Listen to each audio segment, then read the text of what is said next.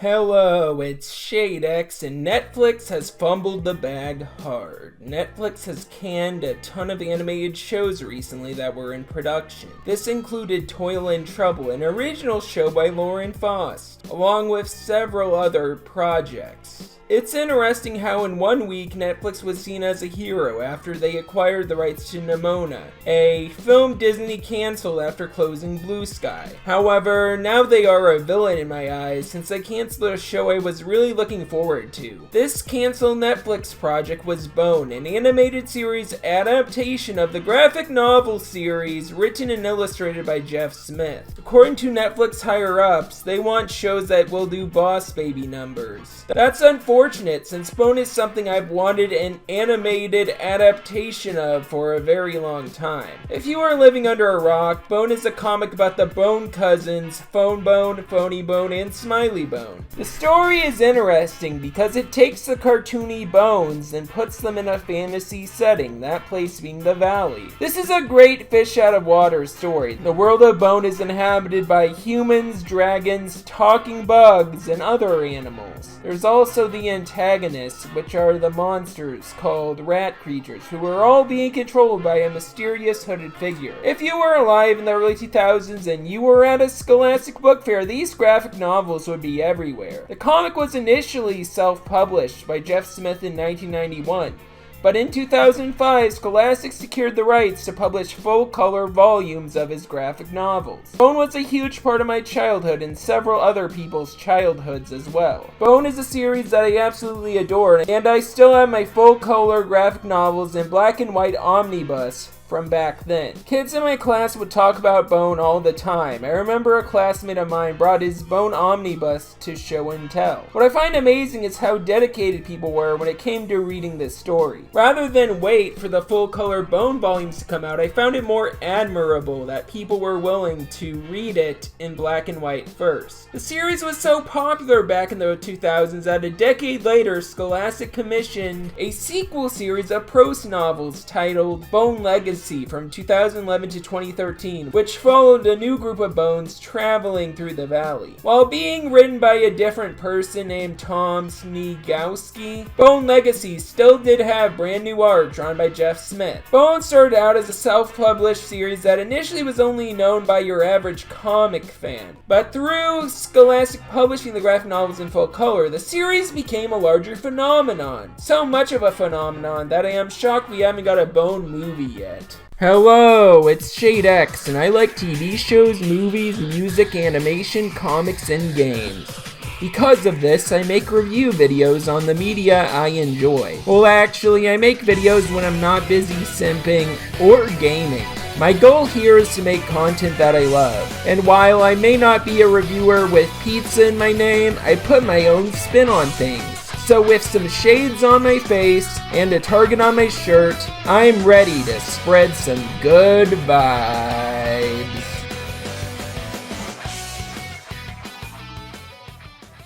The Bone series has been popular for a long time. Even before it made it to book fairs, it got toys in the 90s and nearly got its own film. Jeff Smith has been wanting a film to be made for a very long time. In fact, back in 2000, he had his own idea for a celebrity voice cast in mind, which he brought up in an interview with The Onion. He wanted Tim Robbins of Shawshank Redemption fame to play Phone Bone. That casting choice is interesting, but his choice of voices for the other two cousins is insane. Danny DeVito as Phony Bone, that would have been amazing! Not only that, but Bill Murray as Smiley Bone. The casting choices fit the characters very well in my opinion. However, there was one roadblock in the way of it: studio meddling. Nickelodeon was going to make it, but they wanted to add pop songs to the Bone movie. Jeff Smith recalled in an Ain't It Cool News interview that an exec told him this. Here's a dramatic recreation of that conversation. Okay, I'm excited about the Bone movie. Alright, okay. We can get 12 million right now if we put a pop song in the movie. So Jeff, do you see somewhere in the body of the film where we could put a Britney Spears NSYNC song? You know, for the kids. No, that's not a good idea. It's gonna date the film. No? Well, rejected! Jeff Smith, the creator, disagreed with that idea, so the movie wasn't made with Nickelodeon. I understand why he passed on the idea since Jeff had a clear vision. He wanted this to be a high-concept fantasy film and wanted to keep pop music out of it since it didn't fit the world of Bone. The music would have definitely dated the movie, so I'm glad Jeff Smith passed on working with Nick. Honestly, I am tired of the end of the movie dance party trope, and I know for a fact that Nickelodeon would have done that had they made a Bone movie. Years would go by and WB got the rights to make a film later on, but that movie got scrapped for some unknown reason. That is a shame too, since we could have gotten a trilogy of 3D animated films. Apparently some animation was done on the Warner Brothers Bone film, which Jeff Smith mentioned in an interview with the publication LA Times in 2011, where he described the test footage he saw. He mentioned seeing a short where Phone Bone was falling in the water and going through cliffs and canyons. The dragon moved in from off camera in the shadows with smoke around him, all in 3D. He mentioned that it was pretty mind-blowing. Smith assumed that the earliest a Bone film would be done would be 2 years from now. So, had the movie come out, it would have came out in 2013. However, unfortunately, WB scrapped the movie trilogy. But I was full of hope again when an animated series got announced by Netflix. Unfortunately, yet again, another corporation, Netflix, fumbled the bag hard. Netflix is dumb for throwing away an adaptation of this beloved IP. The crew was ready to adapt this series, so it sucks it got canned. For example, an animator from the Bone show, that being Nick Cross, had a Bone omnibus full of post-it notes. There was a big crew who really worked hard on this show, and it's a shame that the streaming service decided not to let it see the light of day. I'm gonna be honest, Netflix is getting their ass whooped by so many companies. Amazon's got Invincible, Disney Plus got all those Marvel shows. A Bone show would have been a great way to compete with those streaming services, but no, we gotta get more Boss Baby-like shows that get those numbers. It's a shame Netflix hyped up this show only to cancel it in favor of more shows like Boss Baby. Also, I want to make this clear. I am not mad at the Boss Baby crew or anything. They are hard workers, just like everyone else in the animation industry. It's not the creatives I am frustrated at, but rather it's the executives. This news really saddens me since, like Jeff Smith, I've wanted an adaptation of sorts for Bone in years. But what if I told you there was one already? Because there is. Now we'll be right back after these messages. The old gray mare, she ain't what she used to be, ain't what she used to be, ain't what she used to be. The old gray mare, she ain't what she used to be many long years ago. Shut up! Meet Phone Bone, Phony Bone, and Smiley Bone, 3 cousins lost far from home.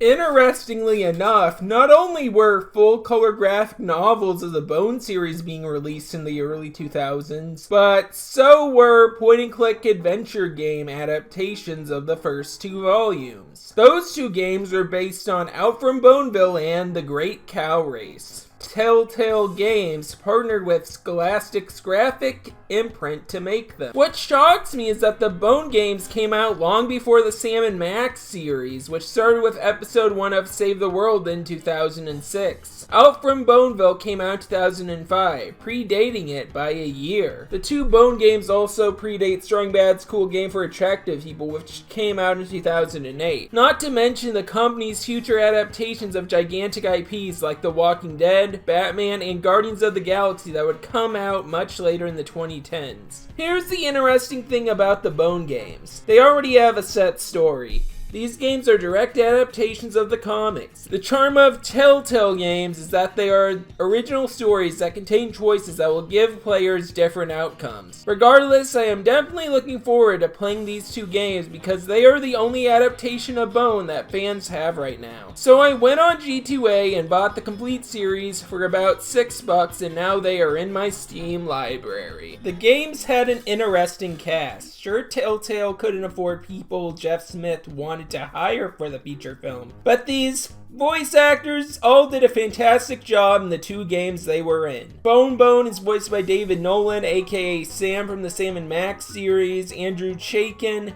who played Phony Bone, would later go on to appear in Telltale's The Walking Dead and The Wolf Among Us. Oh yeah, and he was the voice of Max during the first season of the Telltale series, Sam & Max Save the World, but got replaced later on. Doug Boyd, the voice of Smiley Bone, would appear in Telltale's Back to the Future game. I find it interesting that these voice actors stuck around for later Telltale games. While these voice actors are just a part of Telltale games for the most part, they do a great job bringing the Bone cousins to life. There are some other notable voice actors who play supporting characters as well. The Red Dragon is voiced by J.S. Gilbert, who played Abdul in the JoJo Stardust Crusaders OVA. Oh yeah, and Bridget Mendler, who'd go on to be a Disney Channel star, voiced Thorn. Anyway, I think it'd be great to go over the plot of each Bone game to give newcomers to the series a taste of what the comics are like. I played out from Boneville, and the game is interesting. It is a direct adaptation, but it still has Telltale dialogue choices. For an old game, it still looks good. The art style of the Bone comics translates very well to 3D. I think it's really cool to be able to play through the Bone story, even if it's just a point-and-click adventure game. I find it interesting that there are dialogue choices, but it's pretty clear they serve no purpose since Bone has a set story with a set path. Still, I'm glad the options are there. The game follows the story of the first volume of Bone, but there are some small changes. For example, the mom of the possum kids got cut from the game. Another change from the comics is that it is not snowing when Bone first meets Thorn in the game. Sure, there are a few changes here and there, but it's still a very faithful adaptation. I had a lot of fun playing it, even though I knew where the story would go. The plot is pretty simple. 3 cousins, Phone Bone, Phony Bone, and Smiley Bone, are stranded in the desert after getting chased out of Boneville. This happened because one of Phony Bone's get-rich-quick schemes. They are all without water and are in a desert full of rocks.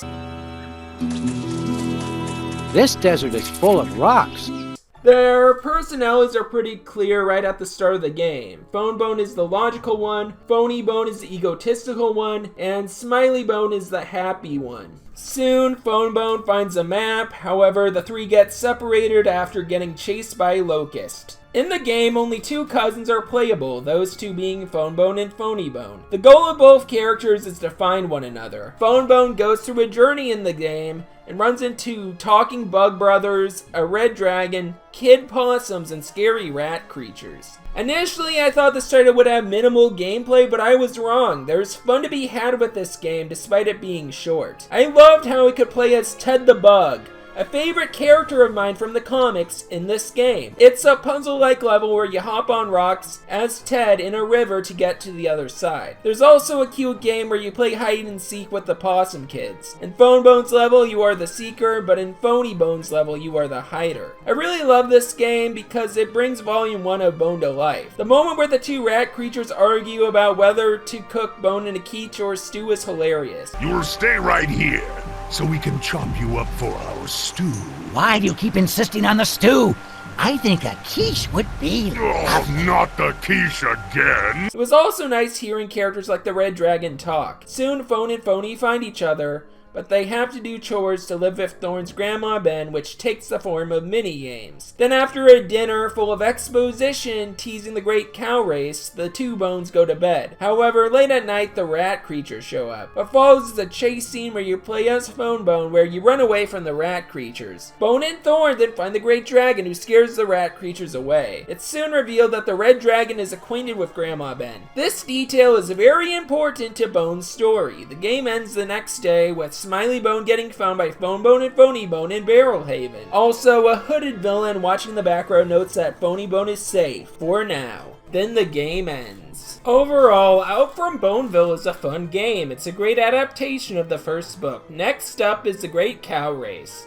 an adaptation of the second volume of Bone. The concept of the Great Cow Race in the Bone universe is really interesting. Basically, cows race against Grandma Ben. This is teased in the previous game and is something I forgot about. The game begins with Phony Bone entering a bar. He wants to ring the bell to get a drink, but unfortunately, he's too short. There, he finds a group of people and asks one of them to ring the bell for him. One of them is a buff guy who is gnawing on a bone, which Phony finds weird. Anyway, while on the quest to get a beer, Phony asks them who they are betting on for the Great Cow Race, but nobody will share that information with him. Soon he gets a hold of the bone and hits the bell and is able to get a beer. Then Phony Bone reunites with Smiley, who seems to be the bartender of the place. Phony Bone then tells Smiley about his scheme to profit off the Great Cow Race. The plan is to fool people into betting on the mystery cow while they bet on Grandma Ben, since they both know she will win. The mystery cow, of course, is Smiley in a cow suit. Soon, however, Phony Bone discovers that Smiley isn't the bartender and instead is an old man named Lucius.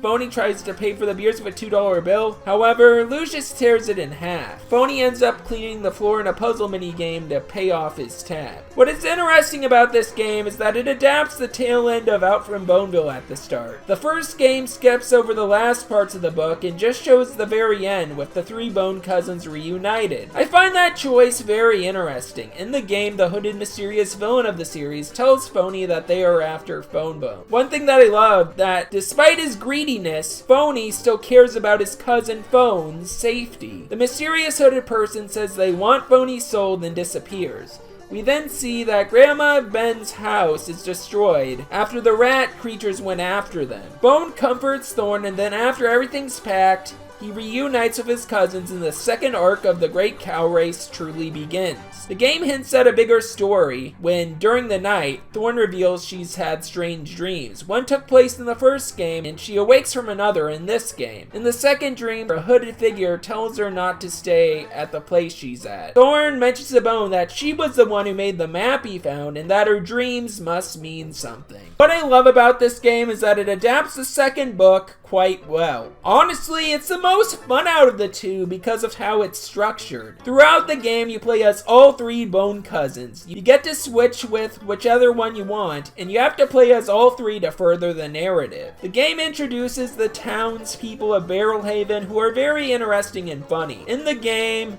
Phony Bone's goal is to convince the townspeople in the bar to bet on the mystery cow. The currency in this town they use to bet with is eggs, which is something I forgot about this series. There are so many details about Bone that I forgot about, which make me appreciate the series even more. Especially the fact that the cows are racing against Grandma Ben in the cow race. Anyway, Phony Bone is an interesting character to play as.